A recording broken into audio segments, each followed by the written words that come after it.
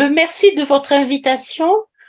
Vous m'avez donné l'opportunité de revisiter mon travail d'une manière un petit peu nouvelle pour moi et puis de prendre connaissance des travaux de Joël tout à l'heure. Alors voilà les 3 points que je souhaiterais aborder dans les 45 minutes d'exposé qui me sont imparties. En préambule, je vous indiquerai sur quels éléments je m'appuie pour tenir les propos que je vais tenir aujourd'hui et surtout vous proposer les options épistémologiques qui sont les miennes. Celles-ci se sont affermies et précisées au fil du temps, mais je crois que je les revendiquais déjà dans les années 90, vous avez cité tout à l'heure. Dans un deuxième temps, j'évoquerai plus précisément ma manière de conduire des groupes cliniques d'analyse des pratiques professionnelles, après les avoir longtemps appelés groupes d'inspiration Balint. Dans un troisième temps et en forme de conclusion, j'essaierai de vous dire ma manière de concevoir mes productions de savoir en distinguant plusieurs registres, celui des savoirs pratiques, celui des savoirs théoriques et des savoirs de recherche, et en différenciant ces productions selon les publics à qui s'adressent ces savoirs nouveaux. C'était l'intitulé. Très bien. Alors, le premier point, de quel lieu je parle? Je vous dirais que je considère que je bénéficie d'une double expérience par rapport à mon propos d'aujourd'hui, celle d'animatrice de groupe d'analyse des pratiques et celle de chercheur clinicienne, deux expériences que j'estime distinctes, même si elles se relient sur certains points.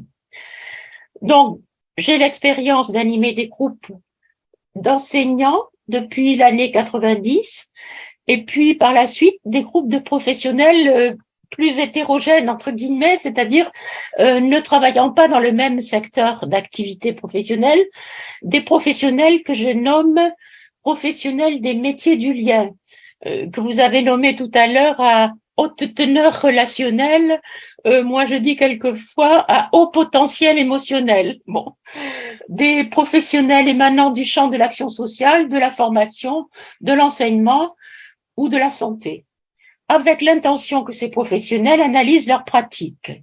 C'est ma première expérience, l'animation. Parallèlement, j'ai conduit depuis toutes ces années un grand nombre de recherches sur les pratiques enseignantes, le plus souvent en dirigeant des équipes de recherche au gré des appels d'offres et des commandes que nous avions reçus. Comme vous l'avez indiqué, ces recherches les résultats sont rassemblés dans 2 livres que vous avez cités tout à l'heure, je les reciterai pas. En ce qui concerne les recherches avec les équipes que j'ai animées, là, on peut lire plusieurs ouvrages collectifs, Variations sur une leçon de mathématiques, Mélanie, tiens, passe au tableau, 10 ans avec un professeur des écoles. Ce sont des ouvrages qui sont publiés dans la collection Savoir et Formation que vous avez cité aussi tout à l'heure. C'est ainsi que je m'exprime aujourd'hui à partir de cette double expérience, la conduite de groupes d'analyse clinique des pratiques professionnelles et la recherche sur les pratiques enseignantes, ainsi que, depuis un certain temps, l'expérience de la recherche concernant les dispositifs, justement, dits d'analyse des pratiques. Je redis, pour moi, ces 2 expériences d'animatrice et de chercheur sont reliées, mais je les distingue assez nettement dans leur visée et dans la position que j'y occupe respectivement, et en conséquence au niveau des savoirs produits. C'est ce qui m'occupera dans le dernier point de l'exposé. Pour que vous puissiez appréhender un peu mieux mes choix épistémologiques, si tant est qu'ils puissent s'expliquer en partie par ma trajectoire professionnelle, je vais évoquer en quelques mots mon parcours. J'ai l'habitude de dire que j'ai fait un voyage transdisciplinaire. Je suis passée des mathématiques à la didactique des mathématiques, puis aux sciences de l'éducation et à un courant des sciences de l'éducation que nous avons nommé le courant CLIOPSY, clinique d'orientation psychanalytique. Du coup, j'ai eu 2 longues périodes dans ma carrière, l'une comme maître de conférences en mathématiques et l'autre comme professeur en sciences de l'éducation depuis l'année 81. 11. Et comme vous l'avez fait remarquer, notre discipline a changé récemment de nom en France. On parle maintenant de sciences de l'éducation et de la formation. C'est assez récent.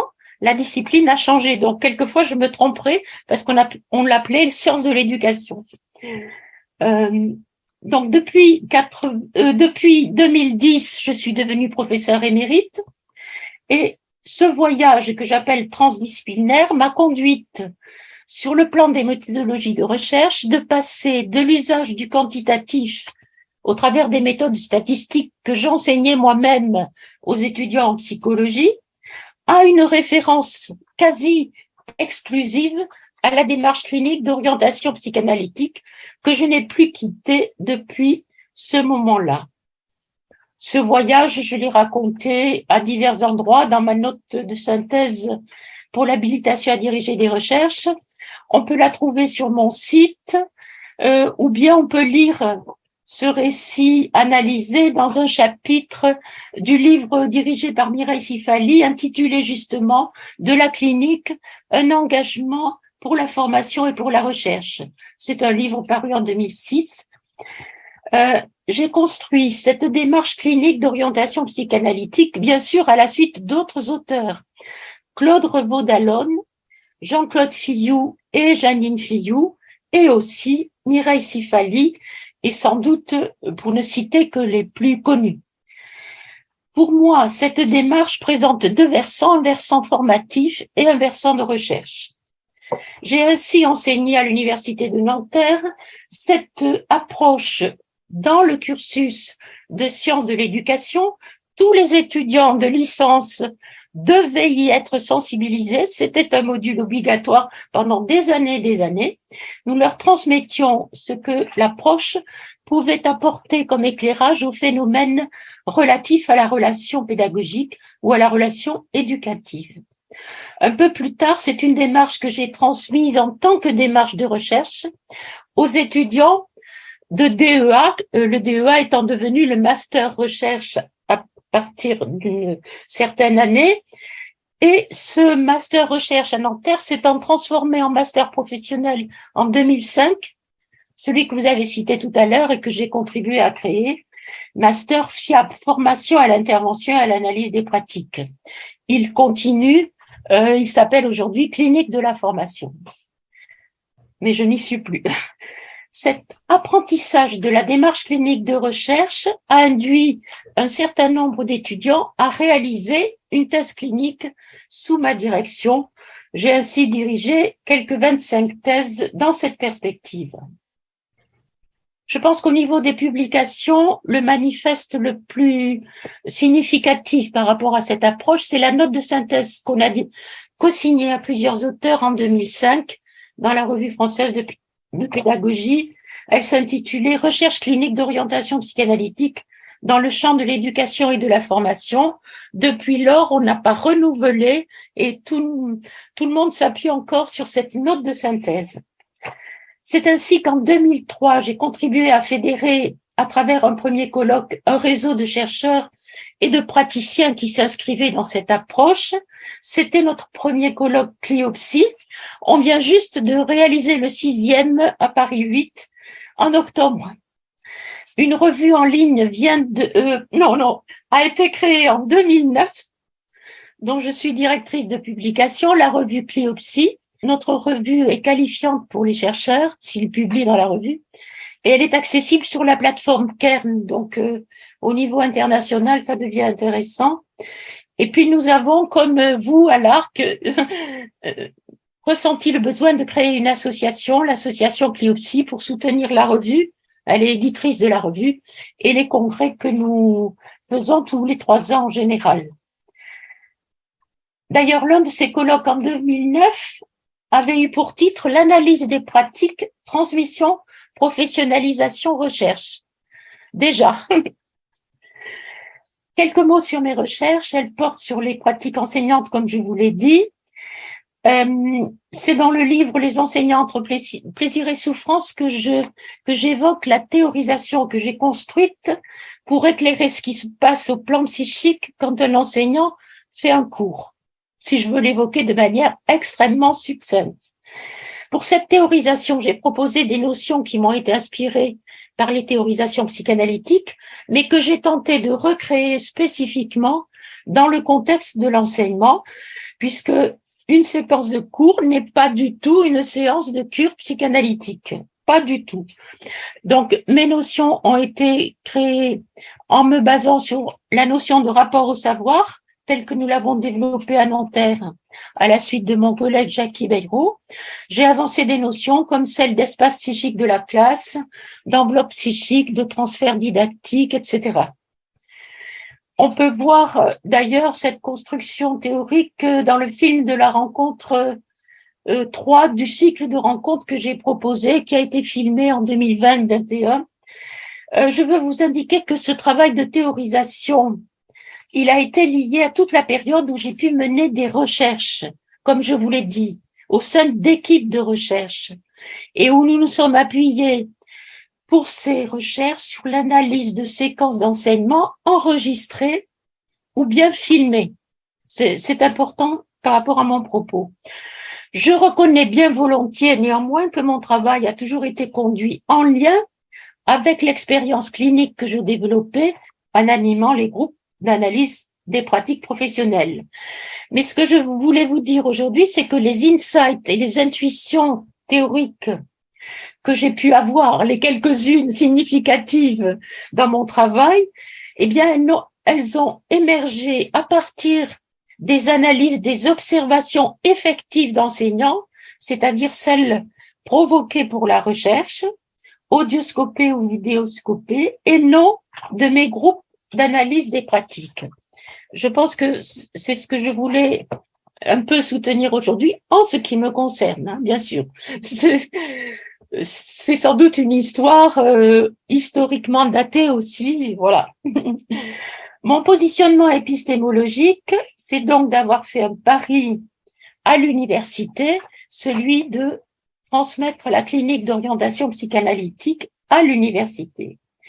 Je décris en détail ce pari dans un chapitre d'ouvrage, et il y a aussi sur mon site 5 minutes de vidéo, je crois que vous les avez vues, Catherine, qui raconte rapidement ce que je veux soutenir.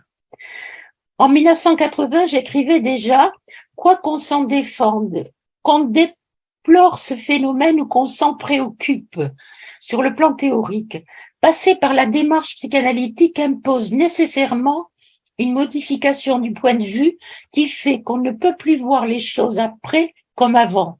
On ne peut même plus faire comme si la psychanalyse n'existait pas. On ne peut même plus la mettre dans un tiroir à côté des autres modèles théoriques et continuer à réfléchir comme si on en était débarrassé et ouvrir le tiroir de temps à autre.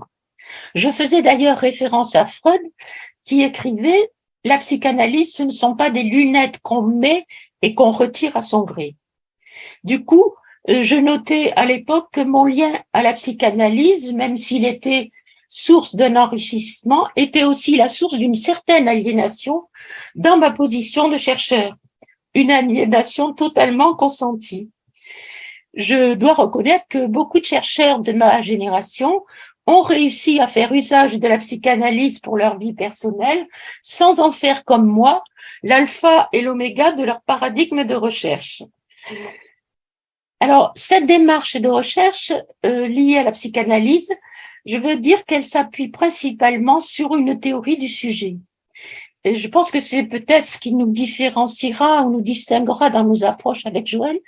Le sujet auquel nous nous intéressons, et dans les recherches et dans les accompagnements, selon cette perspective, c'est un sujet agi par son inconscient, celui qui est un appareil psychique que Freud a décrit en termes d'instance en conflit, un sujet aux prises avec ses pulsions et ses fantasmes, et pour nous, aux prises avec une réalité psychique régie par des mécanismes propres, ce qu'étudie la psychanalyse.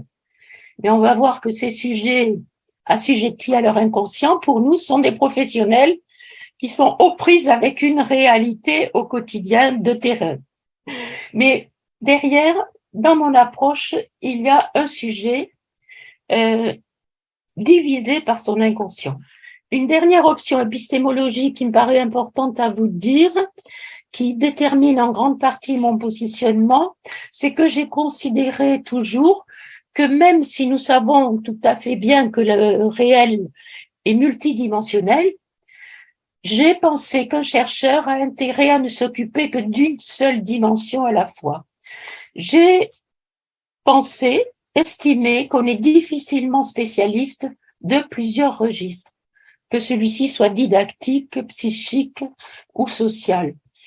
D'où ma préoccupation, quand j'ai voulu analyser une séance de cours, de bien m'imaginer qu'avec ma seule approche clinique d'orientation psychanalytique, j'avais une vision extrêmement partielle de ce qui se passait dans un cours. D'où mon option a été de rassembler des chercheurs d'approches théoriques différentes et de les réunir dans une équipe que nous avons appelée codisciplinaire. Je pense qu'il n'y a pas beaucoup de chercheurs qui arrivent à être, je dirais, polyglottes au plan théorique, à parler plusieurs langues théoriques. Mais en revanche, dans ces équipes codisciplinaires, nous avions mis des conditions pour que les chercheurs arrivent à entendre la langue de l'autre sans pour autant la parler eux-mêmes dans leur vision du cours. Mais au moins, on essayait progressivement de s'entendre les uns les autres.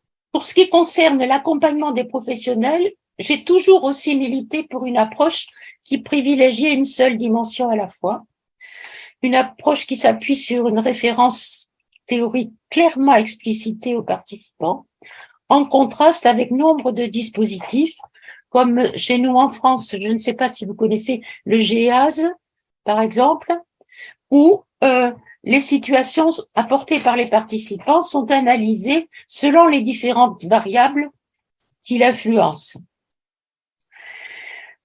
Alors, après vous avoir dit cette option assez fermement, je ne peux pas nier que mes travaux de recherche et mes accompagnements cliniques se sont nourris les uns des autres. D'accord? Les hypothèses théoriques que j'ai construites pour un enseignant, quand il fait cours, me guident subliminalement quand j'anime un groupe d'analyse des pratiques d'enseignants, et sans doute que les associations que je propose sont inspirées de certains de mes travaux de recherche. Néanmoins, dans le dispositif clinique, je ne fais aucun apport théorique direct. Je serai un peu plus nuancée quant aux dispositifs de supervision, c'est-à-dire les dispositifs d'analyse de la pratique, d'analyste de la pratique, comme on pourra en entendre parler demain dans certaines des communications. Dans les groupes de supervision, je suis un peu plus prudente, mais néanmoins, je donne très très peu d'apports théoriques. Et je reste sur un travail élaboratif des mouvements contre-transférentiels des animateurs. Pourtant, dans mon livre Au risque d'enseigner, on peut lire de nombreux exemples qui sont tous issus du travail d'élaboration d'enseignants que j'ai accompagnés cliniquement pour analyser leurs pratiques.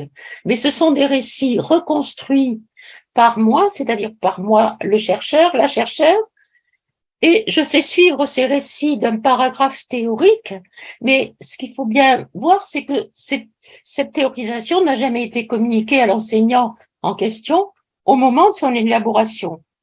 Et le plus souvent, cette théorisation, comme je vous l'ai dit, est issue des recherches que j'ai conduites par ailleurs, avec des méthodes ad hoc. Et pour nous, ce sont soit des entretiens cliniques individuels à visée de recherche, soit des entretiens cliniques en groupe, soit des observations cliniques. Peut-être on peut lire dans un article que j'ai publié dans la revue Connexion et qui s'intitule Potentialité sadomasochiste chez l'enseignant dans sa pratique. On pourrait s'y méprendre parce que les récits que j'y fais illustrent ce point théorique que nous avons à composer avec nos parts, notre double part de l'identité, la part lumineuse et la part sombre, on va dire. Mais toutes les intuitions, eh bien, elles ont émergé de mes observations de pratiques effectives et pas de l'analyse des pratiques déclarées dans les groupes d'analyse des pratiques. Alors, ça ne vaut que pour moi, hein. Je vous dis, vous m'avez donné l'occasion de me repencher sur cette question. Donc, je passe à mon dispositif groupal d'analyse des pratiques. Les modalités de travail psychique que j'y propose sont issues de l'affiliation à Michael Balint, comme vous l'avez cité tout à l'heure. Je considère que les professionnels des métiers du lien sont aujourd'hui plus que jamais, comme vous l'avez dit, confrontés lors de leur acte professionnel à de l'inquiétant, du débordant dans la rencontre. Alors pour les enseignants avec les élèves, les collègues, la hiérarchie, pour les travailleurs sociaux, les éducateurs avec les usagers, pour les chefs de service avec les professionnels qu'ils encadrent, etc. Je suis convaincue pour ma part que face à ces difficultés, les approches rationnelles ou neuroscientifiques, aussi utiles soient-elles, ne suffisent pas. Je considère que la dimension de l'humain est éminemment présente dans cette rencontre d'un métier de la relation et qu'il est essentiel de la reconnaître dans sa complexité pour pouvoir l'aborder sans trop de peur, de crainte. J'ai la conviction que les professionnels ont à construire subjectivement une position professionnelle qui puisse tenir dans la durée, dans laquelle ils se sentent un peu confortables, relativement confortables, pour ne pas aller au travail, entre guillemets, la boule au ventre, comme je peux l'entendre assez souvent. Je pense que ce positionnement peut s'élaborer en groupe par un travail d'après-coup de l'exercice de la pratique, un travail psychique qui fait droit aux motions inconscientes sous-jacentes aux conduites professionnelles.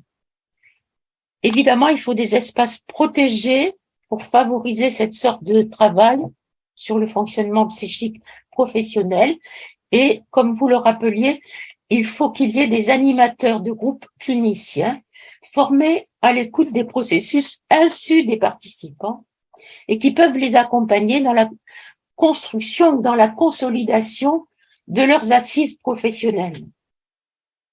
Par exemple, si nous analysons un moment pendant lequel un éducateur ou une éducatrice s'est senti en difficulté avec une adolescente dont il est le référent lors d'un entretien, nous allons prendre connaissance du contexte de ce moment, explorer les facteurs qui risquent d'avoir influencé sa conduite à ce moment-là, au niveau conscient, ses objectifs, ses intentions, les éléments factuels sur le temps, le lieu de la rencontre, les dysfonctionnements de l'institution éventuelle. Mais notre visée, avec cette approche particulière, sera surtout de chercher à faire appréhender à l'éducateur ou l'éducatrice ce qu'il ou elle a éprouvé en termes de turbulences émotionnelles ressenties, en quoi il ou elle a été singulièrement affecté par ce moment, qu'est-ce qui est venu résonner subjectivement pour lui ou pour elle dans cette rencontre. Une subjectivité dont nous savons qu'elle est construite par toute sa formation, sa personnalité et toute son histoire psychique. C'est ainsi que nous privilégierons certaines pistes d'analyse concernant l'implication de leur part professionnelle de leur appareil psychique. Un autre animateur ou animatrice proposerait d'autres pistes de travail à partir de son cadre théorique de référence. C'est la même chose quand on change de psychanalyste. On sait que si on va voir un autre analyste, il va vous proposer des pistes de compréhension d'autres facettes de votre personnalité. Le déroulement concret d'une séance, il est classique pour les analyses de pratique. Chacun des participants propose au groupe le récit d'une situation vécue plus ou moins récemment dans sa pratique. Il fait son récit librement, pas trop long. Le groupe propose des questions visant principalement à éclaircir les faits exposés et pour le participant à enrichir sa version de l'événement présenté. Et dans un troisième temps, les participants explorent la situation de manière associative avec l'aide de l'animateur ou de l'animatrice pour émettre des hypothèses qui devraient permettre au professionnel qui a rapporté la situation de saisir certains ressorts sous-jacents à sa prise de décision aux actes qu'il a posés en lien avec sa propre histoire personnelle. Si le groupe est suffisamment coopératif pour ce travail, le rapporteur est tantôt rassuré grâce à l'empathie que manifeste le groupe, en même temps il est décentré par les questions et déstabilisé un petit peu. C'est ce qui fait que son appréhension initiale de la situation se modifie progressivement à condition qu'il se sente en confiance dans l'espace de travail. La spécificité, je voudrais insister un peu plus sur ce point concernant la spécificité de ce que je nomme une clinique du lien professionnel d'orientation psychanalytique. Selon cette perspective, comme je l'ai indiqué tout à l'heure, le sujet professionnel est un sujet psychique assujetti à son inconscient et c'est surtout le conflit entre sa réalité psychique et la réalité extérieure qu'il rencontre sur le terrain de ses actes professionnels que cette approche privilégie. Ce qui signifie que dans ces dispositifs, ce sont les mouvements psychiques convoqués chez les professionnels par le choc avec la réalité de terrain au sein des différentes situations dans lesquelles ils exercent, qu'ils sont engagés à mettre au travail. En tout cas, pour ma part, face aux difficultés du contexte social actuel, plus mon expérience de ce type de travail avec des professionnels des métiers du lien se développe, plus j'acquiers la conviction qu'ils ont avantage à se tourner vers des dispositifs d'élaboration de leur pratique, plutôt que d'imaginer de pouvoir s'en tirer par un renforcement de leur seule stratégie de défense habituelle. Non pas qu'il faille pas avoir des stratégies défensives pour se protéger, mais en général, elles se rigidifient un tout petit peu par l'exercice professionnel et dans le cadre groupal d'orientation psychanalytique, on a en général la possibilité de desserrer un tout petit peu ces défenses quand elles se crispent et de dégager, de mettre plus de fluidité entre les instances psychiques de la part professionnelle de l'appareil psychique.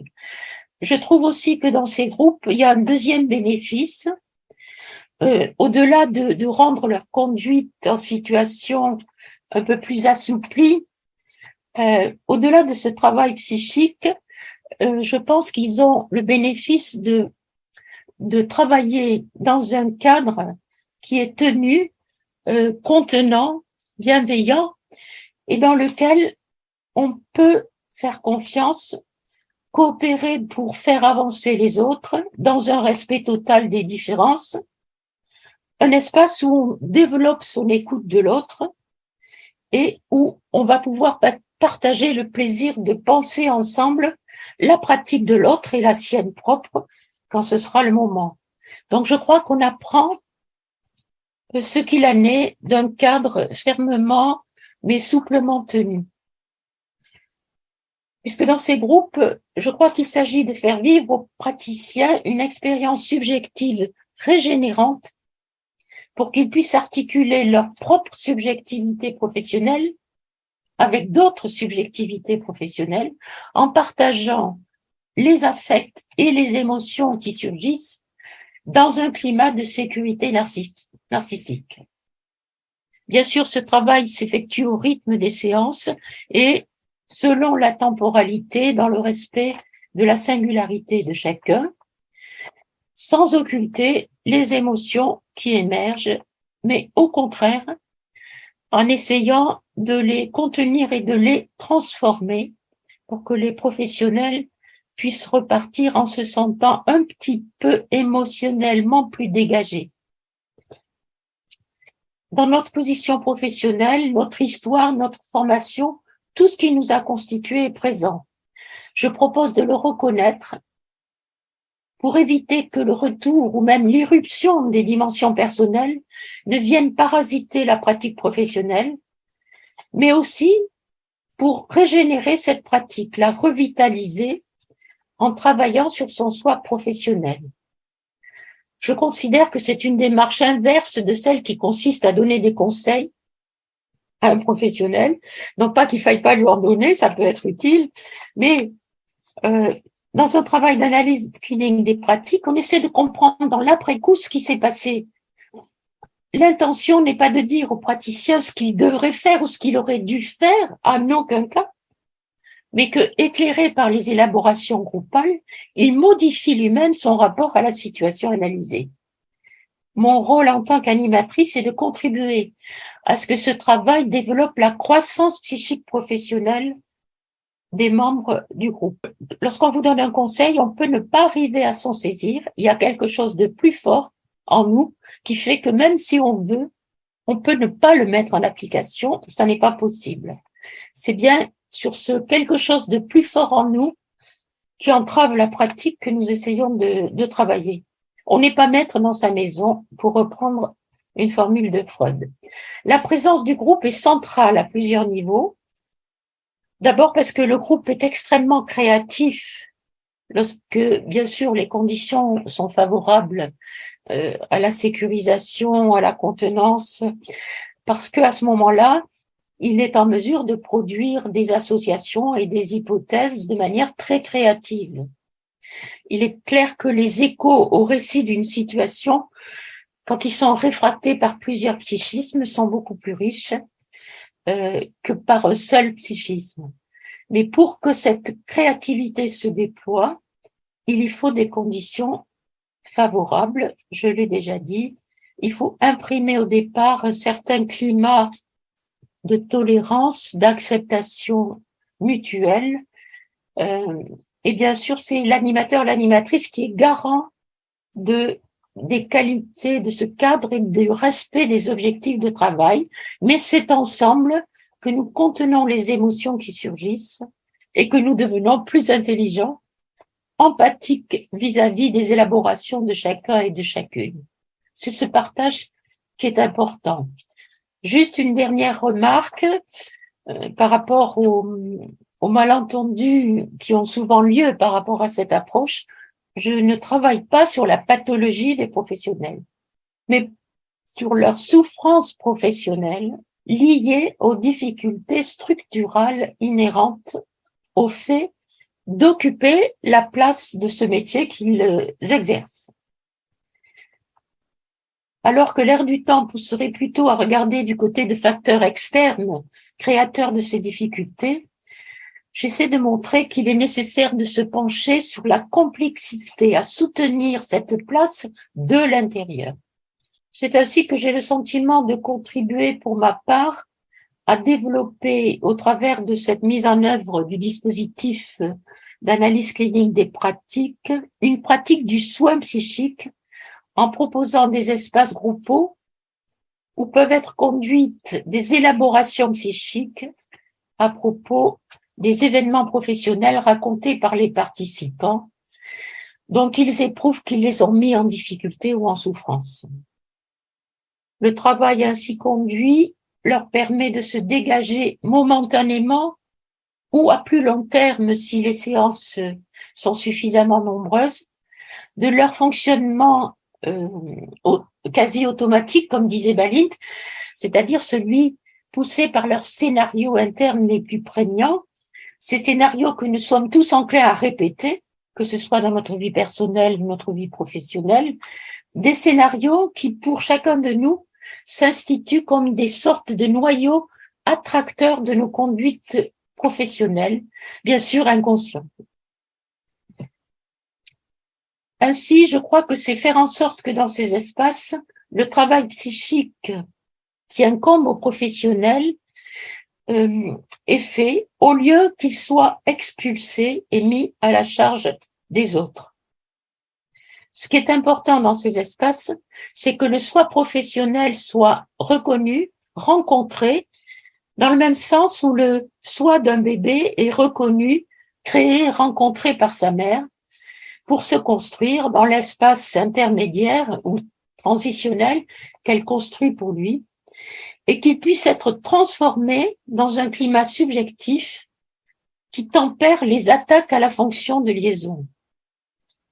je fais référence là à un psychanalyste qui m'a beaucoup inspiré, qui est Wilfred Bion, dans la lignée de Mélanie Klein. Donc, j'ai décrit le cadre dans lequel j'installe ce travail, mais évidemment, le cadre est une condition nécessaire et non suffisante. Le cadre permet l'analyse, il ne la produit pas.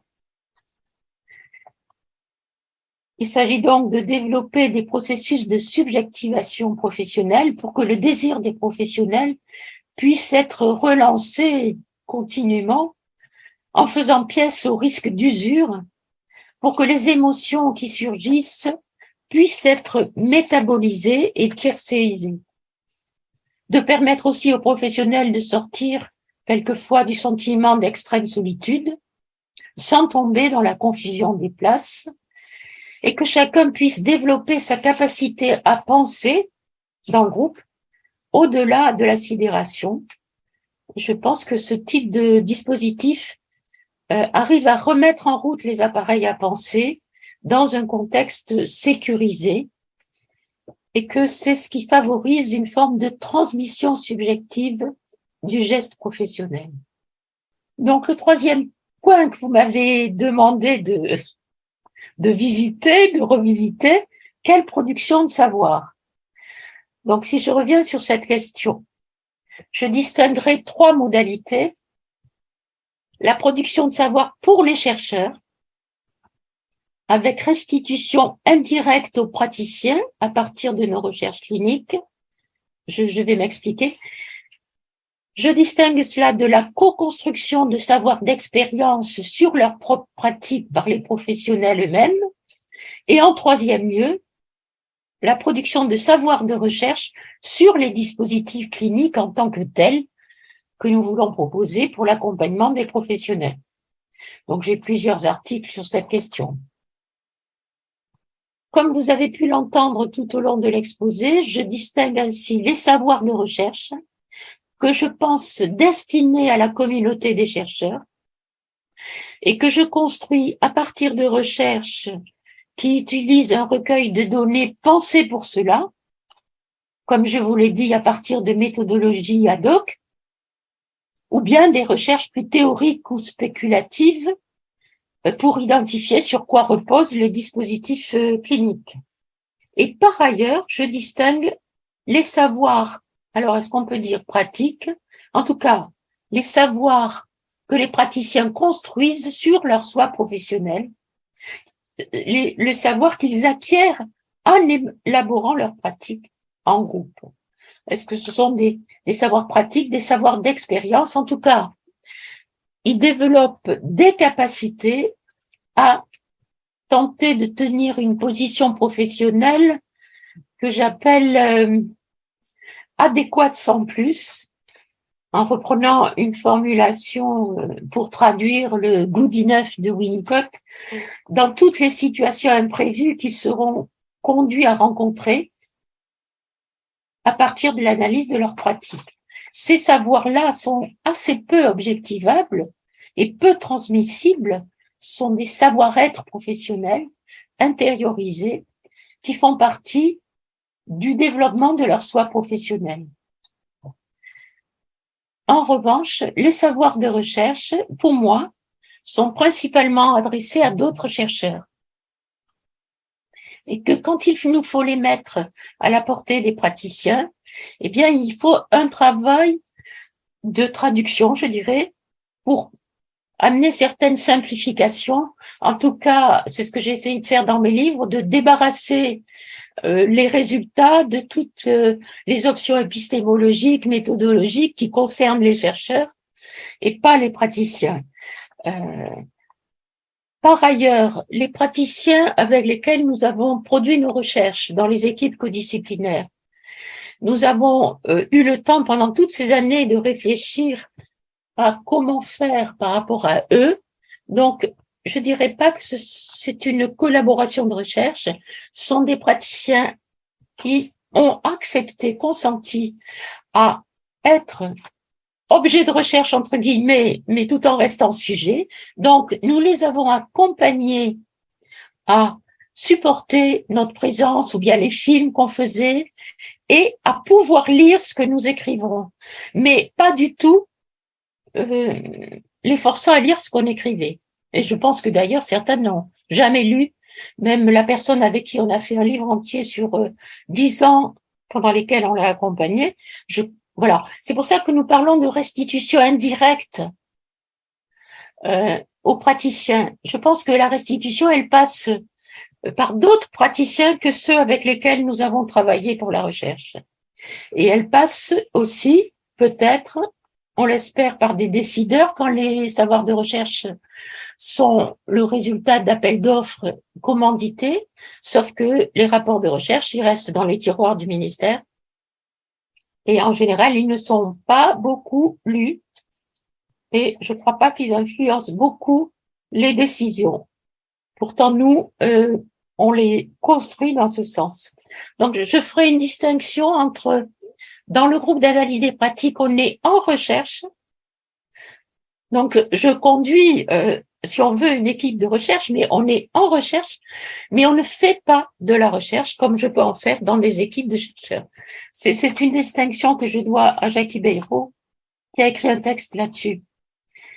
Et pour terminer, je vous dirais que, comme l'écrivait en 2001 Nicole Moscotti, qui était professeure comme moi à Nanterre, elle écrit dans un chapitre où elle propose une réflexion sur le lien théorie-pratique à partir de ce qui se passe dans un dispositif d'analyse des pratiques. Elle écrit « L'animateur du groupe d'analyse de pratique s'appuie sur des savoirs théoriques, savoirs de référence qui guident le processus d'analyse, mais lui aussi met en jeu dans la situation son savoir-faire et ses savoirs pratiques, quitte à devoir lui aussi faire un travail d'autoréflexion dans un groupe de contrôle ou de supervision. » Et elle indique « L'analyse des pratiques renverse le rapport communément posé entre savoir théorique et savoir pratique. Ce ne sont pas les savoirs théoriques qui commandent, mais les savoirs pratiques. L'analyse part des savoirs pratiques et de l'expérience et en opère la transformation. Elle retravaille la pratique vécue et la réélabore. Dans cette transformation des savoirs pratiques, les savoirs théoriques ne servent que de médiateurs, d'opérateurs de transformation. La finalité de l'analyse, ce sont les savoirs pratiques et non les savoirs théoriques. » Je m'arrête là. Je vous remercie de votre attention.